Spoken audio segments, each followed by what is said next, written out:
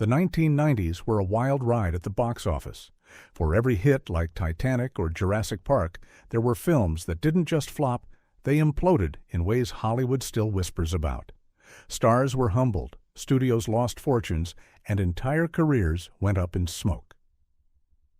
Do you remember the misfires that left audiences scratching their heads? Buckle in, because some of these disasters are so strange, you'll wonder how they ever got made. Kull the Conqueror, 1997. Imagine a movie meant to carry the legacy of Conan the Barbarian, but stripped of everything that made Conan dangerous, raw, and thrilling. That's exactly what happened when Universal decided to push Kevin Sorbo, fresh off his Hercules TV fame, as their new action star in Kull the Conqueror. Originally conceived as another Conan sequel, the studio scrambled after Arnold Schwarzenegger passed. They pivoted to Robert E. Howard's lesser-known hero, hoping Sorbo's small-screen popularity would carry over. But Sorbo wasn't comfortable with the darker edge of the material. He reportedly demanded the movie be toned down to a PG-13, stripping away the brutal violence and grim tone fans expected. Screenwriter Charles Edward Pogue didn't mince words. He later called Sorbo an imbecile for forcing the story into something bland and family-friendly. What audiences got was a sword and sorcery tale that looked and felt like a syndicated TV episode. Cheap effects, uninspired fight scenes, and dialogue that played like parody. Critics hammered it as lifeless, and audiences didn't bother showing up. Universal buried it in a late August release slot, the graveyard of the box office, and it tanked hard, pulling in just $6 million domestically, with virtually nothing overseas. The fallout was brutal. Sorbo had been signed for a 3-picture deal and was lined up to headline Black Dog. After Kull collapsed, Universal pulled the plug, replacing him instantly. Any chance of him becoming a big-screen action star evaporated.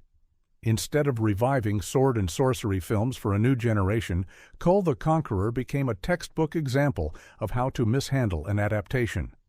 By sanding down its edge, Universal didn't just make a flop, they made a cautionary tale.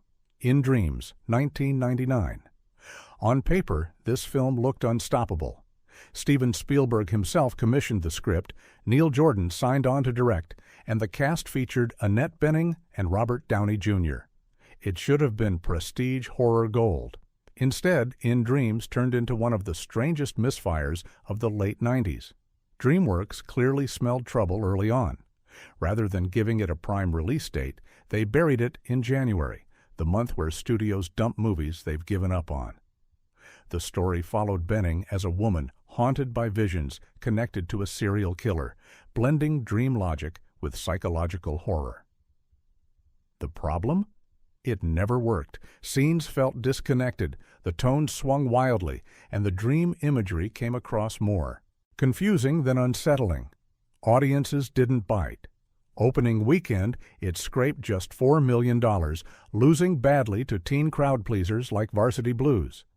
Within 3 weeks, it was gone from theaters, limping to $12 million total, pocket change compared to what it cost. Critics were savage. They blasted the nonsensical storytelling and uneven performances, with some labeling it an unintentional comedy. Screenwriter Bruce Robinson was equally brutal, later saying he thought his earlier flop Jennifer 8 was as low as it could go, but In Dreams hit the floor and dug. What hurts most is the wasted potential. Spielberg's backing, Jordan's directing chops, and Bening's talent could have produced something haunting. Instead, it became a muddled mess. In Dreams stands today as proof that no amount of star power can rescue a project built on a foundation of quicksand. Father's Day, 1997. What happens when you put Billy Crystal, Robin Williams, and the director of Ghostbusters together? You'd think comedy lightning in a bottle. Warner Brothers thought so too, sinking a staggering $85 million into Father's Day, an astronomical sum for what should have been a breezy comedy. Instead, it became a catastrophe that embarrassed the studio. The premise was simple. 2 men search for a runaway teen they both might have fathered. With Crystal and Williams bouncing off each other, Warner assumed audiences would flock to it. But there was one problem. They forgot to check if the script was actually funny.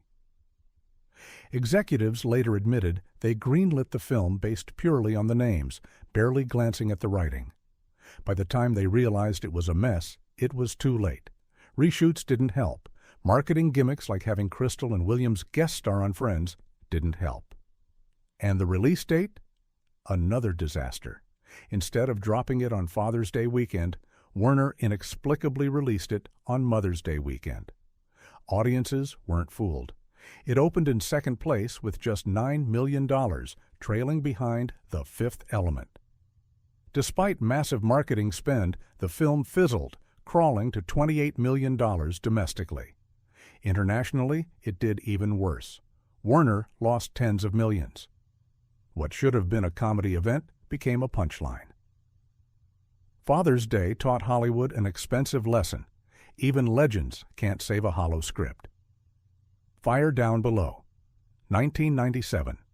Steven Seagal's fall from grace. There was a time when Steven Seagal was box office gold. After Under Siege, Warner Brothers locked him into a lucrative 4-picture deal. Fire Down Below was meant to be his big eco-thriller, a mix of martial arts and environmental justice as Seagal battled a corrupt corporation poisoning Appalachian communities. Instead, it marked the turning point where audiences finally tuned out. Seagal's ego was ballooning by the mid-90s. He directed the flop On Deadly Ground, followed by The Glimmer Man, another failure. By the time Fire Down Below arrived, the IQ goodwill was gone. Critics trashed his stiff acting, the clunky dialogue, and the film's heavy-handed message. What should have been a gritty actioner played more like a lecture, with Seagal delivering moral speeches between uninspired fight scenes. Warner seemed to know it was doomed. They quietly released it in September, a dumping ground month for unwanted films. Opening weekend, it managed $6 million, technically topping the charts only because no major competition opened. 3 weeks later, it was gone, finishing with $16 million domestic and almost nothing overseas. The aftermath was brutal. Seagal's next film, The Patriot, barely got theatrical distribution, going straight to video in many places. Hollywood had moved on. Aside from a brief blip with exit wounds years later, Seagal's career shifted to endless low-budget, direct-to-video titles. Fire Down Below wasn't just a flop. It was the movie where Seagal's mystique shattered and the industry stopped pretending he was bankable. McHale's Navy, 1997.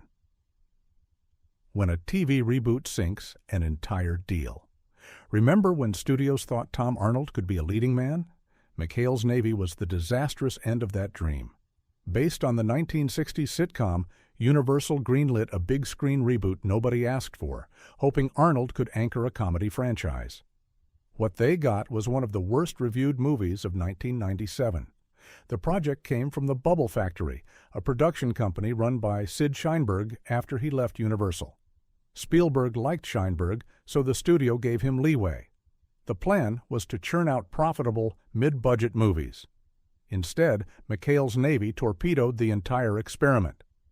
Directed by Brian Spicer, fresh off the Power Rangers movie, the film felt like a sitcom episode stretched far beyond its limits. Critics destroyed it, with reviews calling it painfully unfunny and hopelessly outdated. Audiences weren't interested. It opened in 7th place with just $2 million. By the second weekend, it had dropped almost 60%. Its final domestic gross? Less than $5 million. Universal didn't even bother with an international release. The fallout was immediate. Universal killed the Bubble Factory deal, cutting a check to make Sheinberg go away.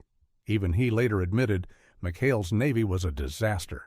I'm not pretending it wasn't. The film didn't just flop, it sank an entire production pipeline and cemented Tom Arnold's reputation as a Hollywood punchline. Shadow Conspiracy, 1997. By the late 90s, Charlie Sheen wasn't the hot young star he had been during Platoon or Wall Street. Instead, his career was in freefall, and Shadow Conspiracy was the nail in the coffin. Designed as a slick political thriller, it paired Sheen with Donald Sutherland and Linda Hamilton in a story about government corruption, assassins, and cover-ups. Sounds exciting, right? Wrong. Disney knew early on they had a disaster.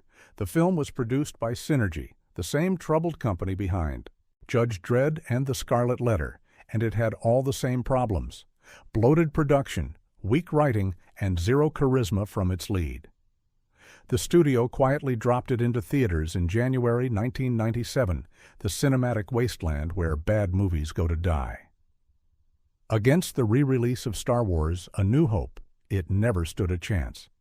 Shadow Conspiracy opened in 16th place, pulling in just over $1 million. By the second weekend, it dropped 72% and disappeared altogether. Total domestic box office, about $2 million on a reported $30 million budget. Critics laughed at its wooden dialogue and unintentional comedy. Sheen's days as a headliner were over, and Synergy's film division collapsed soon after. Shadow Conspiracy wasn't just a flop, it was proof that Hollywood had officially run out of patience with Charlie Sheen as a leading man. Turbulence. 1997. Airplane thrillers were hot in the 90s. Passenger 57 turned Wesley Snipes into an action star. Con Air became a Nicolas Cage cult favorite. So, when Turbulence landed in theaters with Ray Liotta front and center as a deranged convict hijacking a plane on Christmas Eve, it seemed like easy money. But instead of soaring, this one went down faster than a nosedive in a thunderstorm. Reicher Entertainment threw big money at the project, building elaborate full-scale airplane sets and hiring Liotta to go full psycho. The result was technically glossy, but fundamentally broken. Critics had a field day mocking its absurd dialogue and nonsensical twists, like a convicted killer single-handedly outmaneuvering an entire crew while delivering cartoonishly over-the-top lines. What was supposed to be a nail-biter became unintentionally hilarious. Audiences weren't buying it. Released in January 1997, a notorious dumping ground for weak films, Turbulence opened with a measly $4 million. By the time the plane touched down, it had scraped together $11 million domestically and about $5 million overseas, barely covering catering costs on a $50 million production. The fallout was catastrophic. Reicher had banked on Turbulence to prove it could compete in the blockbuster arena. Instead, the losses were so bad, the company shuttered its film division by year's end. Ray Liotta's wild-eyed performance eventually developed a tiny cult following for its camp appeal, but at the time it was toxic. Instead of launching a franchise, Turbulence spawned 2 direct-to-video sequels no one asked for. One movie didn't just bomb, it managed to ground an entire studio along with it. Deep Rising, 1998. If you've ever wondered how to bankrupt a studio with one movie, look no further than Deep Rising. Disney's Synergy division gave director Stephen Sommers $45 million to make a pulpy sea monster flick about mercenaries trapped on a luxury cruise ship under attack. Sounds like B-movie fun, right? The problem was, Disney tried to sell it like a straight-faced horror blockbuster, instead of the goofy adventure it actually was from the start. Delays crippled momentum. Production finished in 1997, but marketing confusion led to a January 1998 release, a month where big-budget films go to die. The trailers stripped out all the tongue-in-cheek humor, hiding the giant tentacle creatures in favor of generic action shots. Horror fans ignored it, comedy fans never knew it was supposed to be campy, and general audiences stayed home. Opening weekend, Deep Rising belly-flopped into 8th place with under $5 million. Word of mouth was equally grim. CinemaScore audiences handed it a C+, and it sank quickly, disappearing within weeks. Disney executives even name-dropped Deep Rising in their financial reports as one of the key reasons Synergy collapsed alongside other duds like Krippendorf's Tribe. Here's the twist.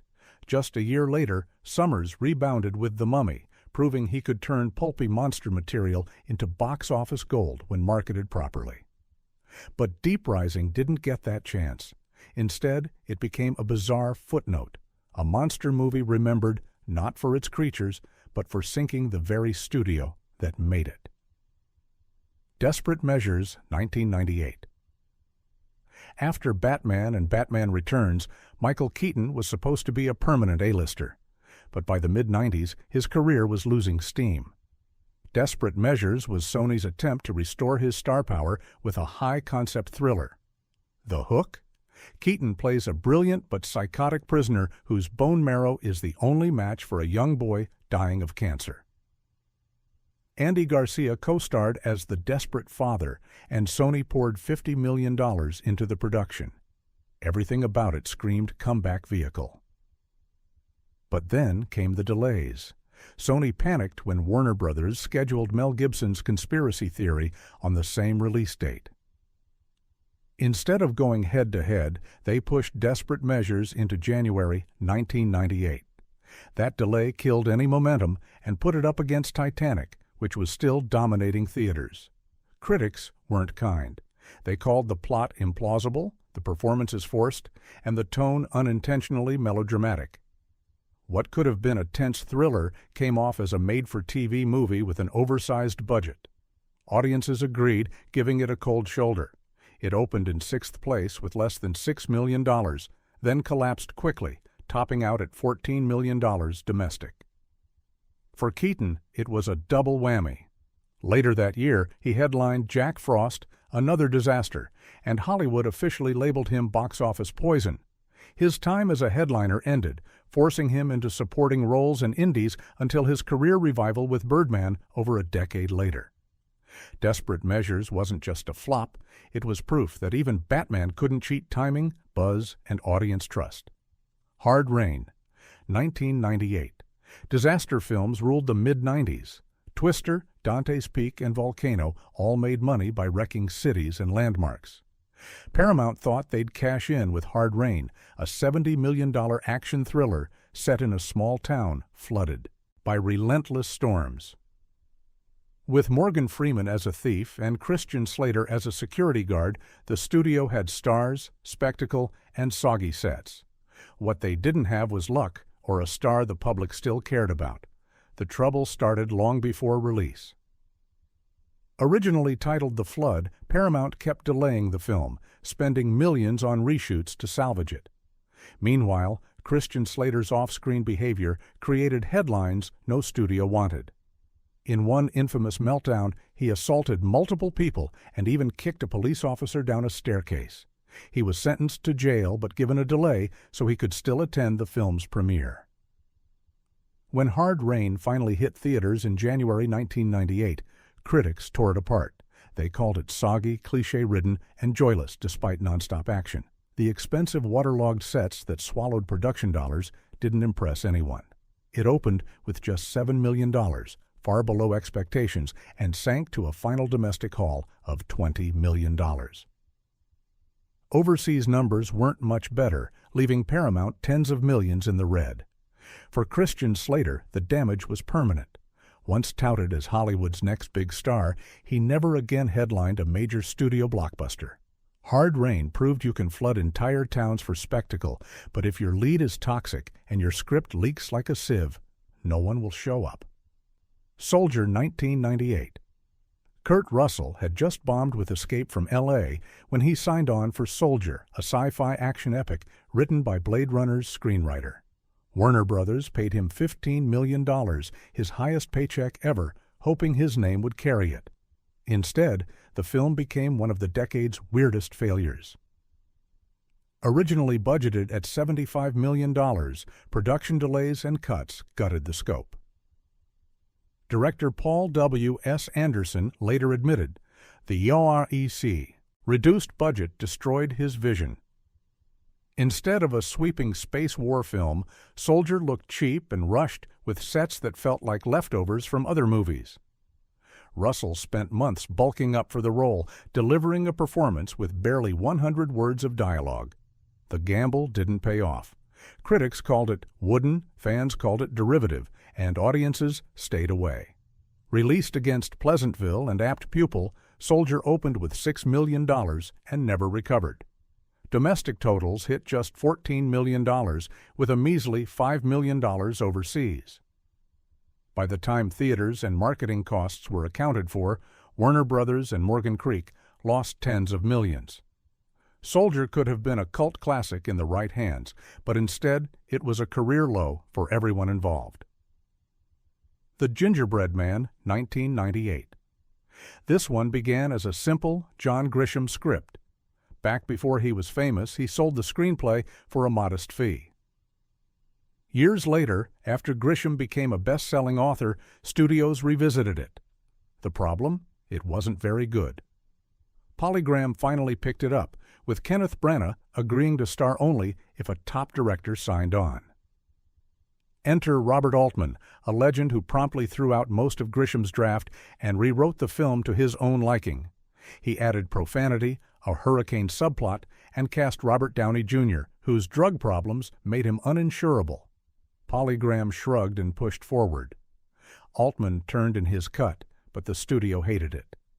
They recut the film behind his back, changed the music, and then tested it. Audiences despised the new version even more. In a stunning twist, Polygram went back to Altman's cut, but then buried the release out of spite. The Gingerbread Man scraped less than $2 million domestically.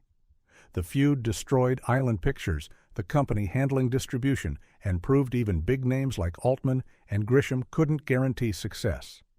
It was a storm of egos, poor decisions, and bad timing, a flop remembered more for the chaos behind it than the film itself. Molly, 1999.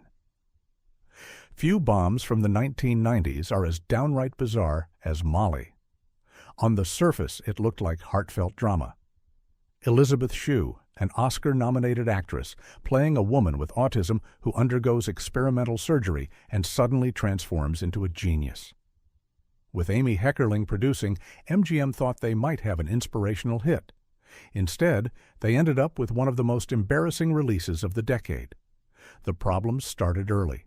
Test screenings were disastrous, and MGM executives realized the movie was unwatchable. The performances felt awkward, the writing was tone-deaf, and critics who caught early previews flagged it for its offensive stereotypes. The studio had little faith and began shuffling release dates like a hot potato. First, it was scheduled for April, then August, then October. Each push was a clear sign MGM didn't want audiences anywhere near it. Then came the ultimate humiliation. In a legendary blunder, MGM forgot to update airline schedules, so Molly actually premiered on airplanes a full month before it ever reached theaters. Imagine watching one of the studio's most expensive dramas debut as in-flight filler. That's how little faith they had left. When the movie finally landed in just 12 theaters, the numbers were staggering for all the wrong reasons. It made less than $18,000 total. To put that in perspective, some independent student films in the 90s made more money in limited release than Molly.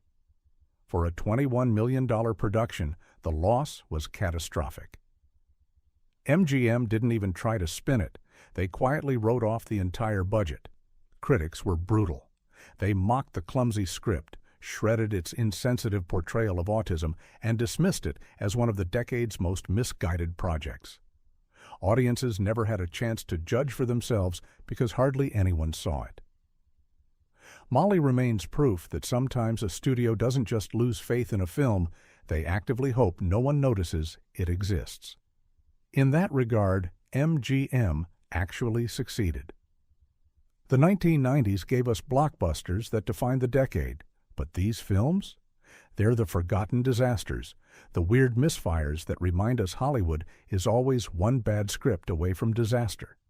Studios collapsed, stars stumbled, and millions vanished into thin air. So, which of these bombs do you actually remember, and which ones shocked you most? Drop your thoughts in the comments, hit that subscribe button, and share this with your fellow movie buffs. Because history's strangest flops deserve another look.